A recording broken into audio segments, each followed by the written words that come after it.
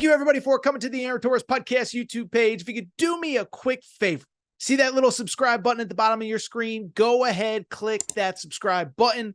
Really does help our channel grow, our audience grow, and I really do appreciate it more than you know. So click that subscribe button. Appreciate your support. Now, here's the video that you came here for. Want to go ahead and talk a little bit about and really do a follow-up on a game that we've talked about a lot over the last couple days here on the Aaron Torres Pod and Aaron Torres Pod YouTube channel. And that is the Tennessee-NC State game Saturday in Charlotte. For people who are not college football diehards, to me, this was a national coming out party for Tennessee. You know the history. You know they have this five-star quarterback and maybe they'll be pretty good this year. No. If you were watching this game, you saw just a beatdown in Charlotte. And I think more importantly, it kind of established we are now in a 12-team playoff era. We are in an era where 3 to 4 to maybe 5 teams from the SEC are going to get into this playoff. And when you start talking about the top of the SEC, teams that are truly contenders, I think Tennessee proved that they are not only a playoff contender, but that bluntly, they could be in position to host a playoff game. They could be in position to go to Atlanta to play for an SEC championship game. And I think beyond that, they're a team that once you get into that playoff, they can win some games now because that's the difference with this 12-team playoff era. You get there in the 4, you're in the mix, right? But this 12-team playoff era, there's going to be plenty of teams that are just happy to be there. I think Tennessee will certainly be happy to be there. But at the same time, I think they're a team that you put them on a home field against whoever, a Big Ten team, an ACC team, they're going to compete well. Bring it up. We already talked about the game, but I want to dive deeper because Josh Heupel on Monday afternoon at his Monday afternoon press conference said something that really kind of made my heart tingle, and it's because it was exactly what I said on the pod on Sunday night in our recap of this game. If you watch the pod, the thing that I said about Tennessee's win 51-10 over NC State, it's not just that they won. It is the manner in which Tennessee won. This is a team. We all know about the 5-star. We all know about Nico. We've all followed his recruitment. We've all seen highlights. We all know how good Nico is. But if you watch this game, it wasn't just Nico. Nico's great, but it was the defense and the run game that really were the reason that this was just a complete blowout. We already talked about the stats, but 249 yards rushing for Tennessee, a second straight 100-yard rushing game for Dylan Sampson, and NC State, a team that admittedly played Western Carolina in week 1, but still put up 38 points. They finished with 143 yards of total offense. The offense did not find the end zone. The only points they scored were on a pick 6. By the way, ball batted, whatever. It wasn't even, Nico's fault. Anyway, bring it all up because that's what I kept saying. It's not just about Nico. This is a complete football team. Defense, run game, passing.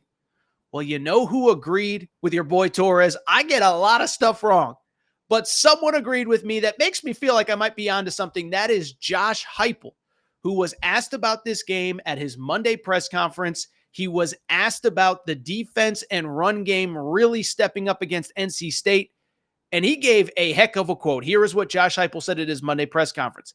He said, quote, "It's laughable to me that our offense gets called the air raid or is known for its passing game. We've always had balance. We create big plays in the pass game, but we run the football too. I liked how physical we played in this game with our offensive line and tight ends. We won the line of scrimmage on defense as well." Wow. If that quote doesn't scream, Torres might have been onto something. Either that or Josh Heupel's obviously listening to the show. No, in all seriousness, it's not even about me. It is about the fact that there are so many misconceptions in college football. There are so many misconceptions about Tennessee, and this is one. If you didn't catch the game, if you're trying to catch up on this program, just know this. When you tune in to watch them next, whether it's this week against Kent State, whether it's the opener against Oklahoma to start SEC play, whenever it is, you are not going to see just a 5-star quarterback.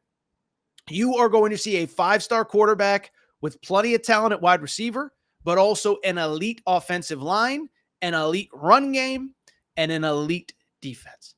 And so when I look at this Tennessee program, it's so impressive. And I'll be honest, when I first noticed this, listen, I understand that if you ask Josh Heupel, if you ask smart Tennessee fans, they will tell you that since Heupel got there, it has always been about run-pass balance on offense and complete football overall with the defense. Also understand he took over a less than ideal scenario. The roster isn't where he wanted it to be.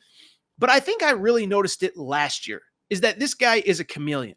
However he needs to play to win, Josh Heupel is capable of doing it and coaching it up, right? 2 years ago, 2022, it's Heupel's second year.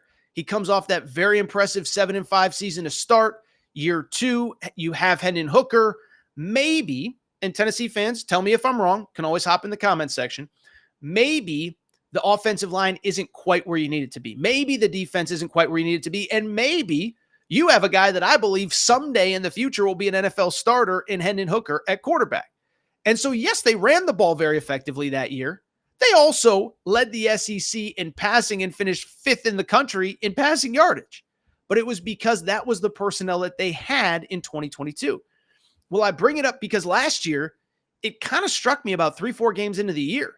You just think because they were 5th in passing in 2022, that in 2023, Joe Milton's quarterback, they're going to throw the ball all over the yard. Going to throw it 45 times. They can throw for 500 yards, and that's who they are as a program.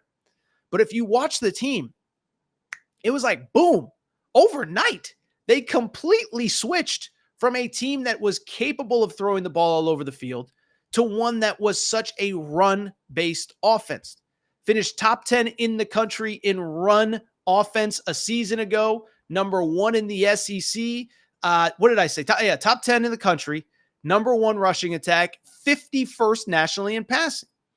And by the way, the defense was really good as well. I think top 25 or so a season ago. But I bring it up because that was the light bulb moment for me, where it's like, don't pigeonhole Josh Heupel as a coach that only does this or only does that or is only capable of that. He is, what I believe, a great football coach. It's not just about passing. It's not just about the offense. It's about, any great coach will tell you, I don't have a system. I do what my personnel in that given year allows me to do. And so last year, he had a good O-line. He had a good run game. He had a good defense. He said, but the quarterback, with respect to Joe Milton, who's on an NFL roster right now, quarterback wasn't where it needed to be.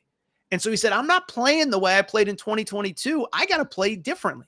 And now you look at 2023, and it's kind of that balance. Don't feel like he's even fully let what's the right word? Hasn't fully let Nico cook yet. Like, I think he's really kind of easing Nico into ththings. Now, admittedly, you get up early. You don't need him to throw the ball a ton. Last Saturday against NC State. And then, of course, against Chattanooga, you want to let him throw a little bit, but you also, you got other stuff to work on. So that's kind of the crazy part to me about Tennessee, is that you look at Josh Heupel. You look at what he has done with this program, and it's exactly what he said. He just told you why they're having success. It's not only because of Nico. Now, I don't want to undersell what Nico is capable of doing, but it's because they are a complete football team. And so I'm so excited. I give him so much credit. Like I said, it was really eye-opening last year. By the way, can I say something else? And another one. Maybe I'm dead wrong on this, and if I am, own me in the comments section, Tennessee fans. But I actually because remember last year when things got a little bit sideways, when you lose some games, and you still finished 9-4, so it wasn't like it was a bad season by any stretch. But when you lose some games, what was the conversation? Got to let Nico play. Let him play. Take you got to give him a chance. This team isn't going anywhere. Give him an opportunity. And Josh Heupel just said, no, we're going to let him develop at his own pace. We're not going to throw him into the fire before he's ready. Josh Heupel's not on a hot seat. Josh Heupel didn't need, he's not Billy Napier right now trying to figure out what to do with DJ Lagway, even though it doesn't sound like DJ Lagway is going to be the starter this weekend in week 3. But I just bring it up because Josh Heupel kind of said, you know what? We don't need to rush him into action. Let's take our time with him, and let's make sure that he's ready to go in 2024. And even now, like I said, I still feel like he hasn't fully let him cook yet, fully let him go. But I bring it up because I am so impressed by this Tennessee team. And as I said to lead this segment, when you start talking about teams that I believe can absolutely be in the mix throughout the season for a potential playoff appearance, but not just play. Forget making the playoff. Win games when they get there. Oh, I believe Tennessee is one of those teams, and it's because exactly what Josh Heupel said. They are a team that is offense, defense, all three phases, control the line of scrimmage. That's great football. Do me a quick favor. If you enjoyed this video, make sure that you are subscribed to the Aaron Torres Pod and Aaron Torres Pod YouTube channel. New clips, new videos going up every single day. Also, as you can see on the bottom of the screen, make sure you are following on social media. We have a Tennessee-specific Twitter account for all of my content and more. Torres on the Vols, run by a great Tennessee student who helps me, does a great job, keeps you updated on everything you need to know, all things Vols. Plus, every once in a while, I'll talk about him on the show. Appreciate your support. Be back more to talk more college football.